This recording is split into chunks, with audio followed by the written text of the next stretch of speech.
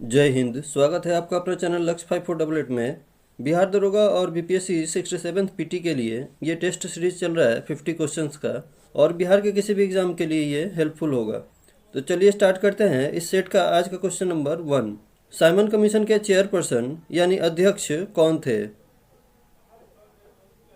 इसका correct answer हो जाएगा option A, sir John Simon. 1919 के अधिनियम की समीक्षा के लिए ब्रिटिश सरकार द्वारा 1927 में 7 ब्रिटिश सांसदों का एक समूह गठित किया गया था।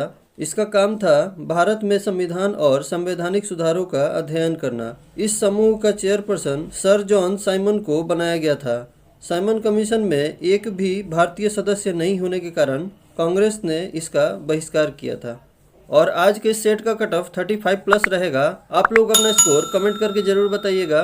और इस सेट का पीडीएफ नीचे डिस्क्रिप्शन बॉक्स में टेलीग्राम चैनल के लिंक पर मिल जाएगा। लिंक है लक्ष्य 5488, और इससे पहले वाले वीडियो का भी लिंक डिस्क्रिप्शन में मिल जाएगा। आप लोग वहां से देख लीजिएगा या फिर प्लेलिस्ट में जा करके देख लीजिएगा।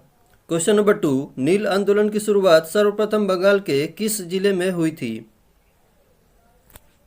इसका करेक्ट आंसर हो जाएगा ऑप्शन बी, नदिया। नील आंदोलन की शुरुआत सबसे पहले बंगाल के नदिया जिले में हुई थी।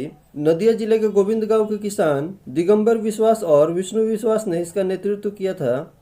ये आंदोलन 1859 में शुरू हुआ था और 1860 में सफलतापूर्वक समाप्त हुआ था।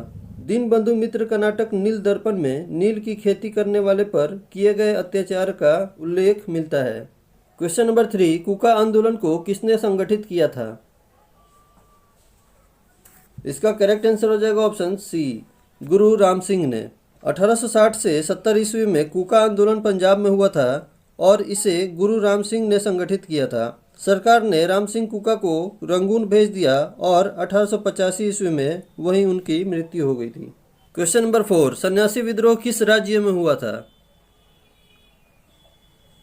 इसका करेक्ट आंसर हो जाएगा ऑप्शन डी, बंगाल में। सन्यासी विद्रोह 1770 से 1780 के बीच बंगाल में हुआ था।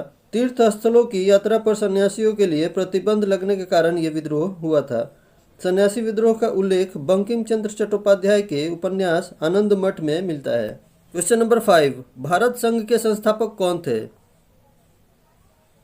इसका करेक्ट आंसर हो जाएगा ऑप्शन डी, सुरेंद्रनाथ बनर्जी। भारत संघ यानी इंडियन एसोसिएशन की स्थापना 26 जुलाई 1876 को कलकत्ता में सुरेंद्रनाथ बनर्जी ने की थी।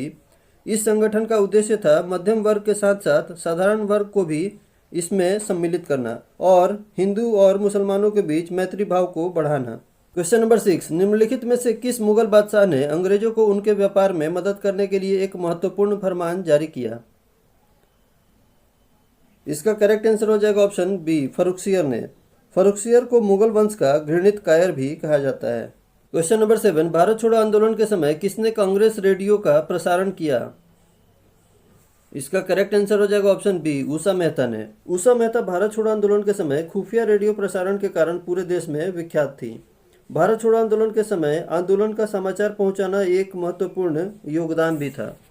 क्वेश्चन नंबर 8, 1857 के विद्रोह को किस उर्दू कवि ने देखा था? इसका करेक्ट आंसर हो जाएगा ऑप्शन सी, गालिब ने। 1857 ईस्वी के विद्रोह को उर्दू कवि गालिब ने देखा था। 1857 ईस्वी की क्रांति के समय भारत का गवर्नर जनरल लॉर्ड कैनिंग था। क्वेश्चन नंबर 9, विश्व की सबसे ऊंची चोटियां किस प्रकार के पर्वतों में पाई जाती हैं? इसका करेक्ट आंसर हो जाएगा ऑप्शन बी, नवीन मोरदार पर्वत। विश्व की सबसे ऊंची चोटियां नवीन मोरदार पर्वत यानी वलित पर्वतों में पाई जाती हैं। हिमालय, रॉकी, एंडीज ये सब वलित पर्वत हैं। क्वेश्चन नंबर 10, अफ्रीका में मूलभूत जनजाति पिग्मी किस नदी घाटी में पाई जाती है? इसका करेक्ट आंसर हो जाएगा ऑप्शन बी, कांगो। पिग्मी जनजाति कांगो बेसिन में पाए जाते हैं और इनकी हाइट साधारण मनुष्य की अपेक्षा बहुत कम होती है। क्वेश्चन नंबर 11, भारतीय प्रमाणिक समय एवं ग्रीनविच माध्य समय में अंतर पाया जाता है। इसका करेक्ट आंसर हो जाएगा ऑप्शन बी, 5.5 घंटा आगे। भारतीय प्रमाणिक समय आईएसटी और ग्रीनविच माध्य समय जीएमटी में प्लस 5.5 घंटे का अंतर होता है, यानी आईएसटी जीएमटी से 5.5 घंटे आगे रहता है। भारत का मानक समय इलाहाबाद के निकट मिर्जापुर से गुजरने वाली 82.5 डिग्री पूर्वी देशांतर रेखा को माना गया है। ये रेखा भारत के 5 राज्यों से होकर गुजरती है, उत्तर प्रदेश, मध्य प्रदेश, छत्तीसगढ़, उड़ीसा और आंध्र प्रदेश। और कर्क रेखा भी आपको याद रखना है, जो कि भारत के 8 राज्यों से होकर गुजरती है। राजस्थान, गुजरात, मध्य प्रदेश, छत्तीसगढ़, झारखंड, पश्चिम बंगाल, त्रिपुरा और मिजोरम। क्वेश्चन नंबर 12, कौन सा प्रमुख उद्योग मुरी झारखंड में स्थापित है? इसका करेक्ट आंसर हो जाएगा ऑप्शन ए, एल्यूमिनियम उद्योग। एल्यूमिनियम उद्योग झारखंड के मुरी क्षेत्र में स्थित है। क्वेश्चन नंबर 13, नागरहोल राष्ट्रीय उद्यान निम्न में से किस राज्य में स्थित है? इसका करेक्ट आंसर हो जाएगा ऑप्शन सी, कर्नाटक में। नागरहोल राष्ट्रीय उद्यान कर्नाटक राज्य में स्थित है। क्वेश्चन नंबर 14, निम्न में से कौन सुमेलित नहीं है? इसका करेक्ट आंसर हो जाएगा ऑप्शन बी, भीमा परियोजना, कर्नाटक। भीमा परियोजना पुणे की पावना नदी और उज्जैन की कृष्णा नदी पर बनी परियोजना है। इस परियोजना से महाराष्ट्र और तेलंगाना राज्य को लाभ मिलता है। क्वेश्चन नंबर 15, त्रिवेणी नहर में किस नदी से पानी आता है? इसका करेक्ट आंसर हो जाएगा ऑप्शन सी, गंडक नदी से। त्रिवेणी नहर में गंडक नदी से पानी आता है। गंडक नदी गंगा की सहायक नदी है। गंडक नदी के त्रिवेणी घाट बांध से त्रिवेणी नहर निकाली गई है। सोन नदी पर डेहरी नाम के स्थान पर बांध बनाकर पश्चिमी और पूर्वी नहर निकाली गई है। कोसी नदी अपना मार्ग हमेशा बदल लेती है। इसे बिहार का शोक भी कहा जाता है। क्वेश्चन नंबर 16, निम्नलिखित में से भारत में मौलिक कर्तव्य कौन सा है? इसका करेक्ट आंसर हो जाएगा ऑप्शन बी, हमारी मिलीजुली संस्कृति की समृद्ध विरासत को संरक्षित करना व महत्व प्रदान करना। सरदार स्वर्ण सिंह की सिफारिश पर संविधान के 42वें संविधान संशोधन 1976 ईस्वी के द्वारा मौलिक कर्तव्य को संविधान में जोड़ा गया था। इसे पूर्व सोवियत संघ यानी रूस के संविधान से लिया गया है। इसे संविधान के भाग 4 क में अनुच्छेद 51 क के अंतर्गत रखा गया है। क्वेश्चन नंबर 17, भारत में नए राज्य के गठन का अधिकार किसमें निहित है? इसका करेक्ट आंसर हो जाएगा ऑप्शन ए, संसद। भारतीय संविधान के अनुच्छेद 3 में नए राज्य के गठन की शक्तियां संसद को दी गई हैं। क्वेश्चन नंबर 18, राष्ट्रपति द्वारा जारी अध्यादेश संसद के आगामी अधिवेशन के शुरू होने के कितने दिनों बाद तक प्रभावी रह सकता है? इसका करेक्ट आंसर हो जाएगा ऑप्शन डी, 6 सप्ताह तक। भारतीय संविधान के अनुच्छेद 123 में राष्ट्रपति को अध्यादेश जारी करने की शक्ति प्रदान की गई है। राष्ट्रपति उस समय अध्यादेश जारी कर सकता है जब संसद के दोनों सदन सत्र में ना हो और किसी विषय पर अविलंब कार्रवाई करना आवश्यक हो। उसके लिए संसद के आगामी सत्र के शुरू होने के 6 सप्ताह के अंतर्गत दोनों सदन द्वारा अनुमोदन करना आवश्यक होता है, नहीं तो इसकी शक्ति समाप्त हो जाती है। क्वेश्चन नंबर 19, राजनीतिक शब्दावली में शून्यकाल का अर्थ है? इसका करेक्ट आंसर हो जाएगा ऑप्शन डी, प्रश्न उत्तर सत्र यानी प्रश्नोत्तर काल। संसद के दोनों सदनों में प्रश्नकाल के तुरंत बाद 1 घंटे का समय शून्यकाल कहलाता है। इस समय में बिना पूर्व सूचना के सार्वजनिक महत्व का कोई भी प्रश्न उठाया जा सकता है और किसी मंत्री से उत्तर देने को कहा जा सकता है। इसी कारण इसे प्रश्नोत्तर सत्र भी कहा जाता है। शून्यकाल का समय ठीक दोपहर के 12 बजे से 1 बजे तक का होता है। क्वेश्चन नंबर 20, IRDP का मुख्य उद्देश्य है? इसका करेक्ट आंसर हो जाएगा ऑप्शन डी, ग्रामीण विकास व निर्धनता निवारण। IRDP यानी एकीकृत ग्रामीण विकास कार्यक्रम की शुरुआत 2 अक्टूबर 1980 को की गई थी। इसका उद्देश्य है ग्रामीण विकास और निर्धनता निवारण। इसके तहत ग्रामीण क्षेत्रों में निर्धनता रेखा से नीचे के लोगों को उत्पादक सहायता प्रदान किया जाता है। 1999 में इस कार्यक्रम को स्वर्ण जयंती ग्राम स्वरोजगार योजना में मिला दिया गया। क्वेश्चन नंबर 21, प्लास्टिक वस्तुतः है? इसका करेक्ट आंसर हो जाएगा ऑप्शन बी, असंतृप्त हाइड्रोकार्बन के उच्च बहुलक। प्लास्टिक असंतृप्त हाइड्रोकार्बन के उच्च बहुलक के उदाहरण है। क्वेश्चन नंबर 22, निम्न में से कौन सा देश एशिया की मुख्य भूमि पर नहीं है? इसका करेक्ट आंसर हो जाएगा ऑप्शन ए, इंडोनेशिया। इंडोनेशिया दक्षिण पूर्वी एशिया के तट के किनारे भारतीय और प्रशांत महासागर में स्थित है। ये एक द्वीप समूह है जो भूमध्य रेखा पर स्थित है। इसकी राजधानी जकार्ता है। जावा, सुमात्रा, बोर्निया, ब्रुनेई इसके प्रमुख द्वीप हैं। क्वेश्चन नंबर 23, बिहार के किन क्षेत्रों में अंग महाजनपद स्थित था? इसका करेक्ट आंसर हो जाएगा ऑप्शन सी, भागलपुर एवं मुंगेर। अंग महाजनपद की चर्चा सबसे पहले अथर्ववेद में मिलती है। हर्यक वंश के संस्थापक बिंबिसार ने अंग को मगध साम्राज्य में मिला लिया था। अंग महाजनपद बिहार के भागलपुर और मुंगेर जिलों में स्थित है, जिसकी चर्चा चीनी यात्री वेनसांग ने चंपा के रूप में की थी। क्वेश्चन नंबर 24, आर्यभट्ट का संबंध किस नगर से था? इसका करेक्ट आंसर हो जाएगा ऑप्शन डी, पाटलिपुत्र से। आर्यभट्ट गुप्तकालीन खगोलज्ञ और गणितज्ञ थे। इनका संबंध पाटलिपुत्र यानी पटना से था। इन्होंने बीज गणित की प्रारंभिक आधारशिला रखी थी। इन्होंने आर्यभट्टीय या आर्य सिद्धांत और तंत्र नाम के 2 ग्रंथों की रचना की है। आर्यभट्ट ने दशमलव प्रणाली का आविष्कार भी किया था। क्वेश्चन नंबर 25, महात्मा गांधी चंपारण किसके बुलावे पर गए थे? इसका करेक्ट आंसर हो जाएगा ऑप्शन सी, राजकुमार शुक्ल के। महात्मा गांधी राजकुमार शुक्ल के आग्रह पर अप्रैल 1917 में चंपारण गए थे। नील की खेती के संबंध में वहां के किसानों पर हो रहे अत्याचारों के निवारण के लिए गांधी जी ने चंपारण सत्याग्रह से 3 कठिया पद्धति को समाप्त किया था। भारत में ये उनका पहला सफल सत्याग्रह था। क्वेश्चन नंबर 26, पुर्तगाली उपनिवेश का प्रथम वायसराय भारत में कौन था? इसका करेक्ट आंसर हो जाएगा ऑप्शन सी, अल्मीडा। यूरोप वासियों में सबसे पहले पुर्तगाली भारत आए थे। 1503 ईस्वी में पुर्तगालियों ने कोचीन में पहली फैक्ट्री की स्थापना की थी। उसके बाद 1505 ईस्वी में फ्रांसिस्को डी अल्मीडा भारत में प्रथम पुर्तगाली वायसराय बनकर आया था। क्वेश्चन नंबर 27, सत्यशोधक समाज का संस्थापक कौन था? इसका करेक्ट आंसर हो जाएगा ऑप्शन ए, ज्योतिराव फुले। सन 1873 ईस्वी में ज्योतिराव फुले ने सत्यशोधक समाज की स्थापना बम्बई में की थी। इन्होंने गुलामगिरी और सार्वजनिक सत्य धर्म पुस्तक की रचना की थी। क्वेश्चन नंबर 28, तालीकोटा का युद्ध कब प्रारंभ हुआ था? इसका करेक्ट आंसर हो जाएगा ऑप्शन ए, जनवरी 1565 ईस्वी में। तालीकोटा यानी राक्षसी तंगड़ी का युद्ध जनवरी 1565 ईस्वी में हुआ था। ये युद्ध अहमदनगर, बीजापुर, गोलकुंडा और बीदर जैसे सल्तनतों की सेना और विजयनगर साम्राज्य की सेनाओं के बीच हुआ था। इस युद्ध में विजयनगर की हार हुई थी। क्वेश्चन नंबर 29, कोशिका का प्राकृतिक भंडार गृह किसे कहते हैं? इसका करेक्ट आंसर हो जाएगा ऑप्शन सी, रिक्तिका को। इसमें कोशिका रस और भंडारण के लिए उत्सर्जित पदार्थ एकत्र हो जाते हैं। क्वेश्चन नंबर 30, ग्लूकोज ग्रहण करने में इंसुलिन के अत्यधिक प्रभाव को संपादित करने के लिए किस सूक्ष्म तत्व की आवश्यकता होती है? इसका करेक्ट आंसर हो जाएगा ऑप्शन बी, क्रोमियम। ग्लूकोज ग्रहण करने में इंसुलिन के अत्यधिक प्रभाव को संपादित करने के लिए क्रोमियम की आवश्यकता होती है, यानी क्रोमियम डायबिटीज में लाभकारी होता है। क्वेश्चन नंबर 31, विटामिन की खोज किसने की? इसका करेक्ट आंसर हो जाएगा ऑप्शन सी, फंक ने। विटामिन की खोज 1911 ईस्वी में फंक ने की थी। विटामिन को सहायक आहार कारक भी कहा जाता है। क्वेश्चन नंबर 32, निम्नलिखित में से कौन सी रुधिर कणिकाएं शरीर में आए हुए हानिकारक जीवाणुओं को नष्ट करती है? इसका करेक्ट आंसर हो जाएगा ऑप्शन ए, श्वेत रुधिर कणिकाएं।